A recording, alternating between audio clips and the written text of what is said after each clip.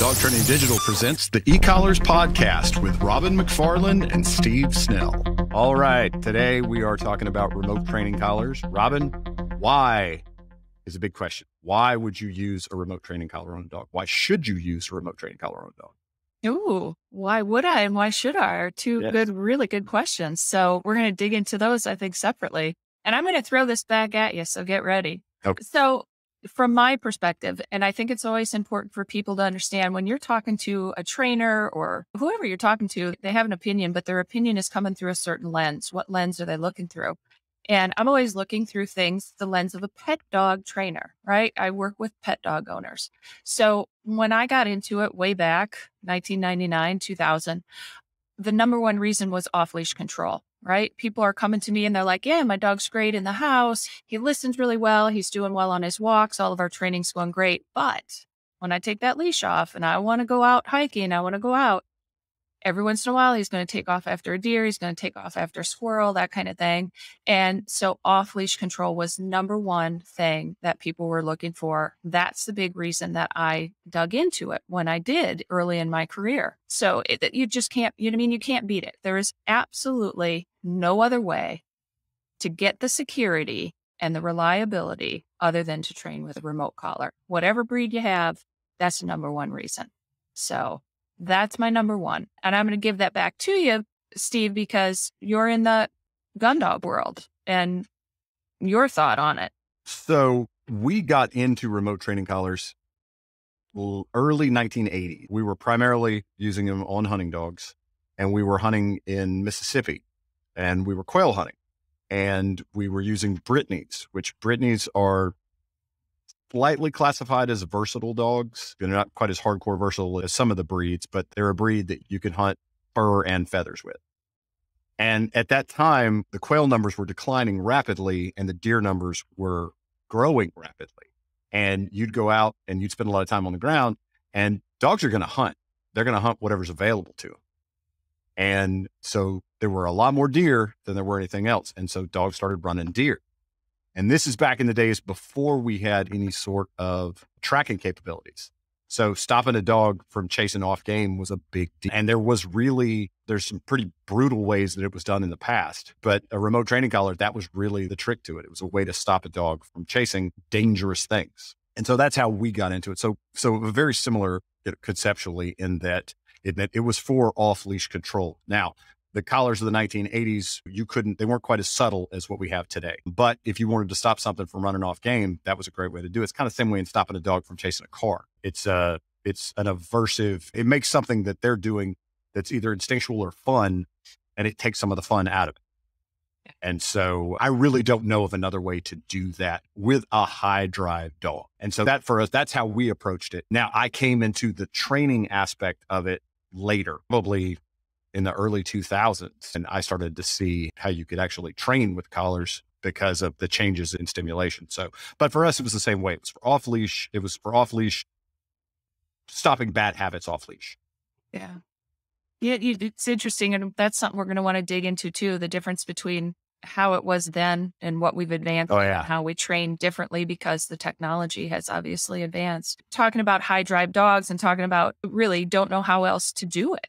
And that was, again, what I was seeing. It was one thing to have a fairly biddable dog and be able to get a reliable recall. But when people, honestly, if they walked in the door of my place and they brought in one of the Nordic breed and one of the goals they wanted was to be off leash, I'm like, oh, man, I can't guarantee that. I just can't promise it unless you want to use this tool. And then we can get there and it's not going to take that long. So game changer. And then the interesting thing that happened for me over time is the more I dug into it, the more I learned how to train with this thing, the more I found that it wasn't just that invisible leash. It wasn't just having that off leash control. It was about being able to do things more efficiently, more easily, more quickly to get some results. I mean, the reality is the difference between pressure and no pressure is so black and white to the dog that everything happened faster. And that meant reliability happened faster. So now just things like, okay, you want to have a house party and you want people over and your dog is struggling just because they're happy and they want to jump all over everybody. It was a way to get reliability to keep him on his place, or just to stop the jumping so he's not knocking over the kids and things like that. Again, time evolves. I dig into it more and more. One of the things that I came to after a couple years was, it was really, and this was, in my opinion, it is absolutely the best tool to use with a dog that's anxious or has anxiety issues. And that may be startling for some people to hear, but when you learn to train with it, as we're doing nowadays, and you're using it simply as a comparison, black versus white, hot versus cold, on versus off, man, you can communicate with the dog with so much subtlety. There's no more yelling. There's no more frustration. There's no more raising your voice. There's no yanking on a leash. It's magic in many ways. They have not real magic, obviously, but it's magic in many ways. How remarkable. It's as if those anxious dogs turn around and go, oh my gosh, thank you. Somebody's communicating with me in a way that I can completely understand. So that's an interesting, and I've always felt that it is that it's a communication tool more than anything else. And I don't know if everyone sees that, because they think that the dog does something you don't want him to do, you correct him. Mm-hmm. And it's a lot more to it than that. And this is a frustration, and it's a frustration for a lot of people, because they do take these sporting breeds and these working breeds and these herding breeds, and they put them into situations where we've got hundreds or thousands of years of breeding that has created this animal to do this job. And now we are putting them into an urban situation or a home situation, and they don't get the opportunity to do the things that they were bred to do. And then you wonder why they're frustrated. And so being able to communicate, you have seen it with my dogs. And I think your dog Loki is a good example of the narrow focus that you can get from certain high drive dogs. You've worked with some of my pointers, and they don't, once their mind is on something, or once they're off leash, it's a whole different game, because that's what they're built to do. I don't get mad when my dogs, when they start to stretch out, because that's what they're built to do. And I need a way to communicate with them. And I always find it, I don't know the right word for it. It's interesting, because you'll see people that will say, well, I never have to correct my dog. I use tone and I use vibration. And that's fine. I prefer to do the corrections and have the dog understand what they are, because you're going to run into situations where tone and vibration may not get the job done, especially with certain high drive dogs. I've had some dogs that did not like vibration at all, and they would much rather get a stimulation, get shocked, versus getting a vibration. But it is a way to communicate with the dogs. And that, once again, I just don't know any other way to do that. Even verbal commands and whistle commands, they're just not reliable at certain distances and in certain weather conditions. There's always a debate on our side of the fence where how far out can a dog actually, if the wind's going a certain amount, if they're dealing with running water, if they're in a creek or river, if they're running through heavy brush, how well can they hear you? And so, but that tone or that vibration is reliable at extreme distances, and stimulation's the same way. So, let me tell everybody, your dogs humbled me. Oh, your dogs that's because they're knuckleheads. Intense, man. Intense.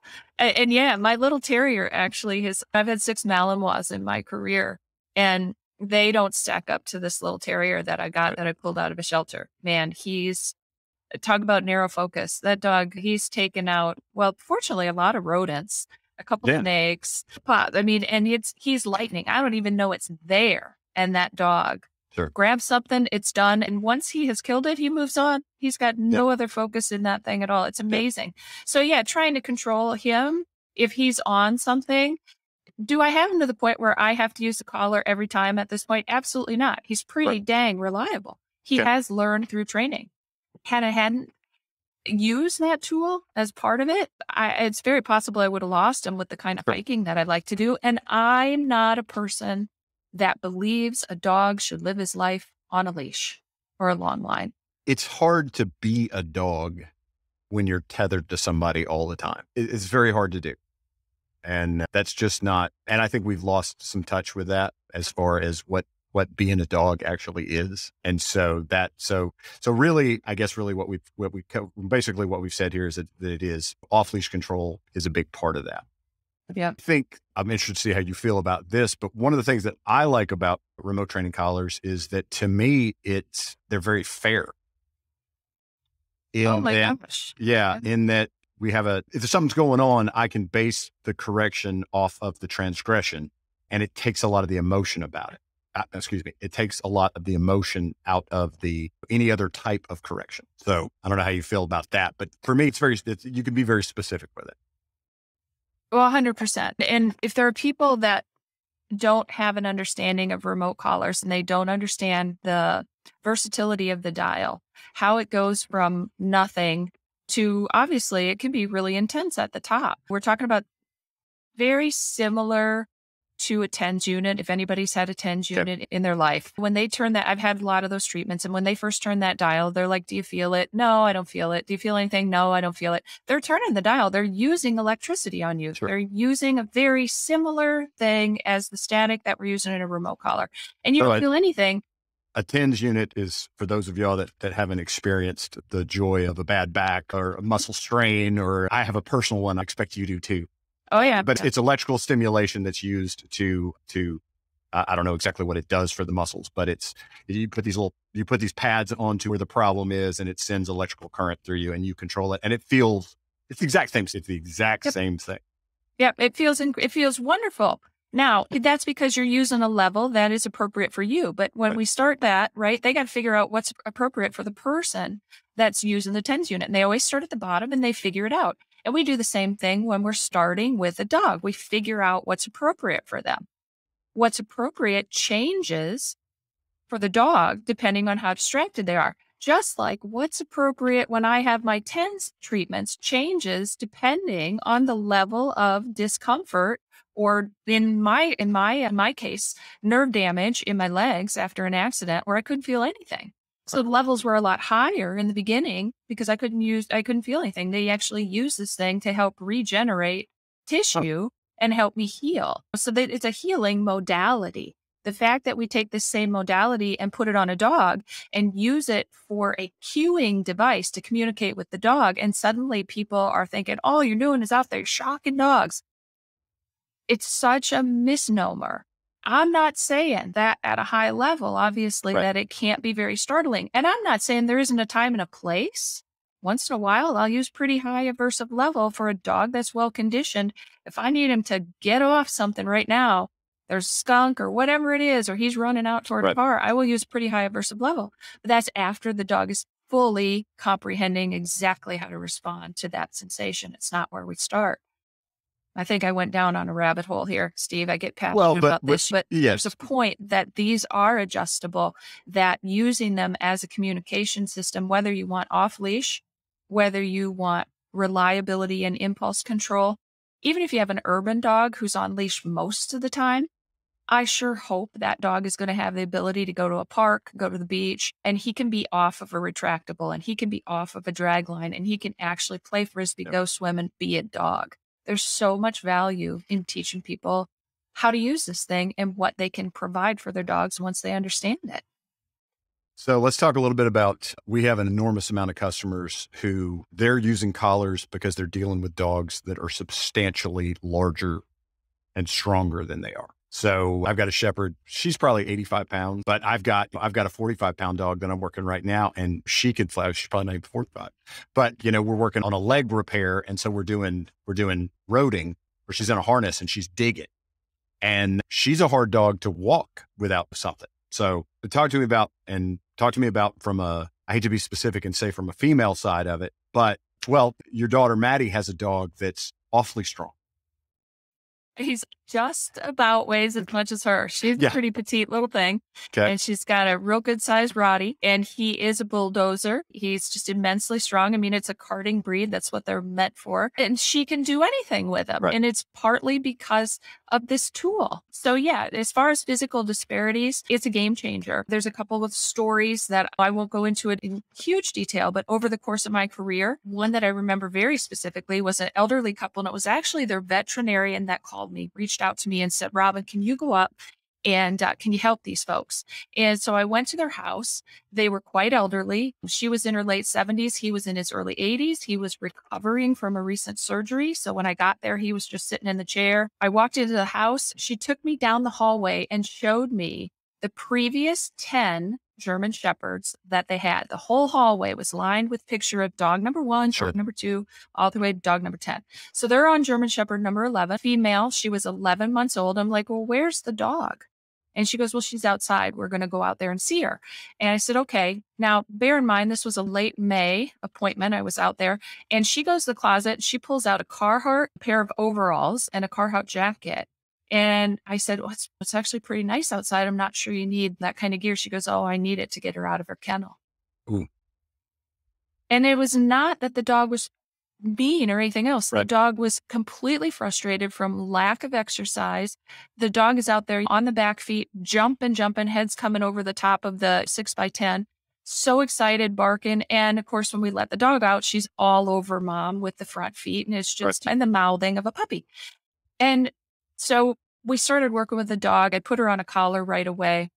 It ended up being a really successful case. But the most pivotal moment was when this lady had a couple tears and she said, I didn't think at our age, at our advanced age, we were going to be able to keep our dog. Right. And we've had all these German Shepherds all our life. And here it is, Robin, you just saved us from having to rehome our dog. And it's so important to me because my husband, recovering from this surgery, wants this dog just to be in the house and be by his side. Game changer. They could exercise the dog, and all we had to do was teach a recall, walk on a leash, and a place command. 3 behaviors. It took me about 3 weeks worth of work with them. Right. It was a piece of cake, and now they live happily ever after with their dog. So when I have a lot of those stories, we have a lot of disabled handlers. I know a number of trainers that work with disabled veterans. Many of these dogs are on collars, not only because it's an equalizer in terms of strength, but because then they can let the dog be a dog and take him off leash when the dog doesn't have to do his job for him. So it gives the dog that time off from his job in a safe fashion as well, because boy, that's a dog that handler does not want to lose or have run into the path of a car, right? Right. It's a game changer. So I think, and this really comes back to it, because there aren't many situations where I don't feel like a collar can be used correctly. I'm not going to sit here and say that you have to have one for every dog. I don't believe that's true, but I do believe that there is pretty much, there's just not really any situations where I'm like, okay, well, a collar would allow you to do this, would allow you to do that. It would give you some security. It would give you a more consistent way to be with your dog. It would be faster. It would be less pressure on the dog, and it would allow you to do some things quicker. And I think that a lot of people, and this is really where you and I actually started talking to each other, in that there's just an enormous amount of lack of understanding of the tool. Even, what are we, 50 years in? Maybe more than that, really. 70 is. Yeah, 70. Yeah, if you think about it. And there's just an enormous amount of lack of understanding. Tell us a little bit about, so the way that we did it, the way that you and I got really connected is that we were selling products to customers that did not know how to use them. And that was frustrating for me, from the standpoint that if I sell you something and you're not successful with it, then a large number of people are going to blame that on the tool. Well, these don't work. Well, it's not that they don't work. It's that you didn't understand how to use it. And so we worked with manufacturers for a long time, trying to get manufacturers to do that.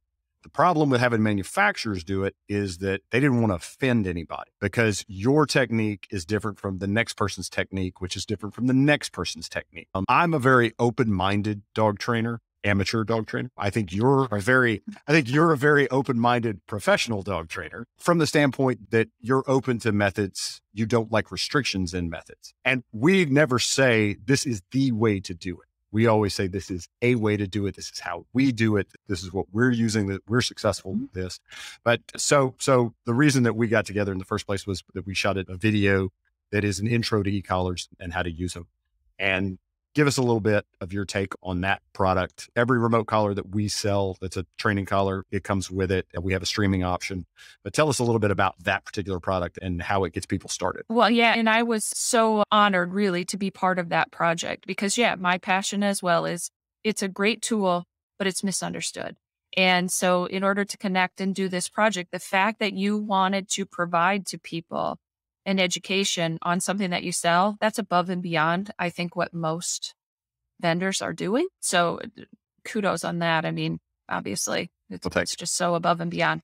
But so what we did, the reality is, I am not a trainer that is ashamed or afraid to show mistakes, because that's reality. I am not perfect. I make mistakes. And sometimes dogs make me look like a fool.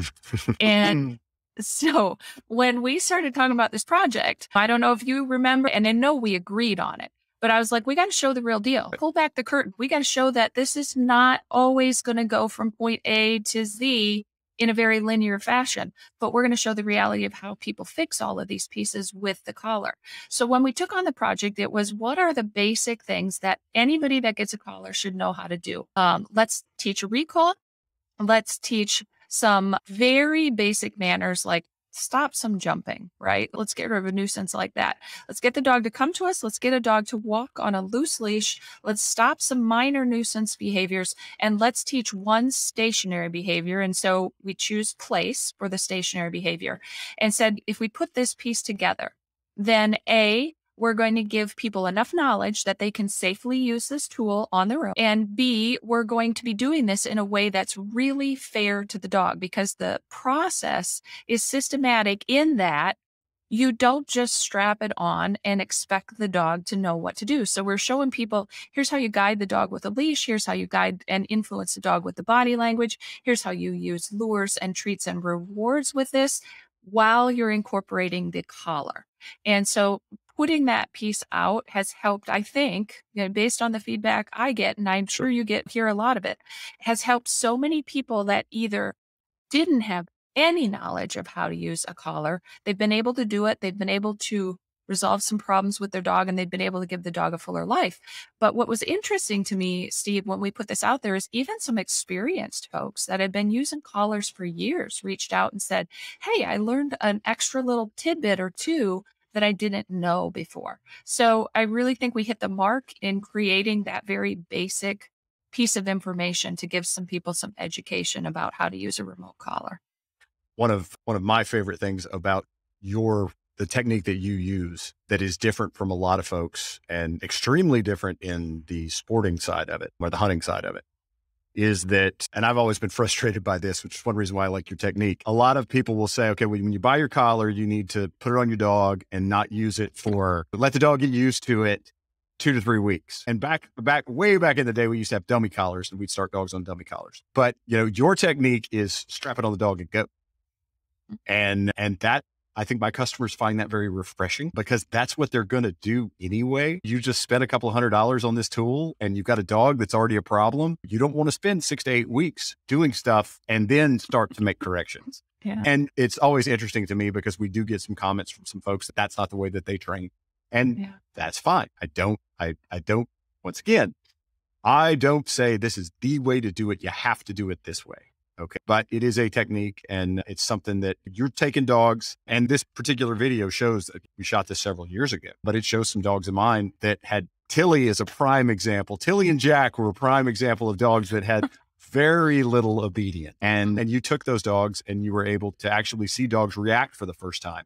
And you get to see how to find a level for your dog. And you get to see what's going to actually happen when you start pressing buttons, and the technique of going with that. Yeah. And so basically our goal with the whole thing, and that's, we include a long line, and we include the training materials, because you need those things to actually get started.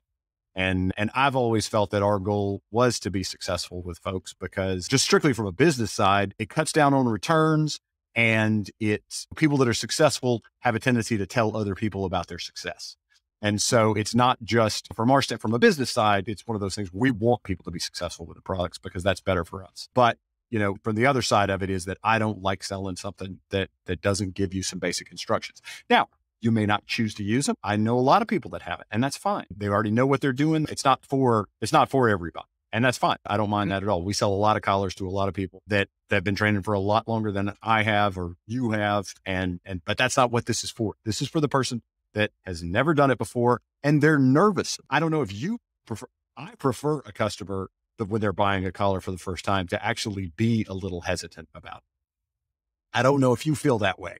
I want them to. I never like the guy that shows up. It's like, I'm going to shock him into do it. We run across those guys where they're butt happy and they're going about it the wrong way. I prefer a customer that's a little hesitant about it because I want them to learn and then work their way into it. And this tool gives us that option because this training, because it teaches you how to use the product. Yeah. I think that's what's interesting about the kind of the business partnership we've built here is your experience and the lens you're looking through was vastly different than the lens I was looking through. My clients have always been super hesitant about this. Sure. My clients have always come from that, oh my gosh, I don't want to use the shock collar, but I think I'm going to have to. I've heard you're the person that I can help. So they've always had that hesitancy. I've had to work very hard to help people understand it's okay to push the button. We're going to push the button at the level that just gets the dog's attention. He's not going to be screaming. He's not going to be startled. He's not going to panic. You're going to see something that you really don't even expect. You're going to see such a subtle response, and the dog's actually just going to start to tune into you, pay attention, and we're going to get him starting to do these behaviors that you want. So it has been a really good opportunity to educate.